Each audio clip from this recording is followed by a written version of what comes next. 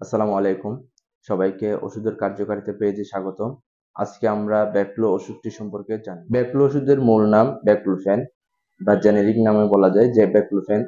Backflow ওষুধটির নির্দেশনা বা backflow ওষুধটি কি কি কাজে সাধারণত চিকিৎসকগণ প্রেসক্রাইব করেন তার মধ্যে উল্লেখযোগ্য হলো দীর্ঘদিনের মাংসপেশিতে ব্যথা, কোমরে ব্যথা, ঘাড়ে ব্যথা, মাংসপেশি শক্ত হয়ে যাওয়া জনিত ব্যথা, ঘন ঘন হিঁচকি ওঠা, তাছাড়া অন্যান্য অনেক উপসর্গে চিকিৎসকগণ দিয়ে থাকেন। ডোজ: চিকিৎসকের পরামর্শ ও নির্দেশনা মোতাবেক ওষুধটি সেবন যাদের পেটের আলসার আছে তারা অবশ্যই সতর্কতার সহিত সেবন করবেন। ওষুধটি খাওয়ার ফলে কি কি পার্শ্ব প্রতিক্রিয়া হতে পারে?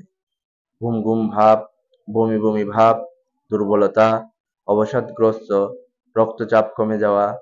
এছাড়া অন্যান্য পার্শ্ব প্রতিক্রিয়ার মধ্যে উল্লেখযোগ্য হলো বিষণ্ণতা, কানে ভোঁ ভোঁ শব্দ শোনা, মুখ শুকিয়ে যাওয়া, ডায়রিয়া, কাঁপুনি, ঘুম না হওয়া ইত্যাদি।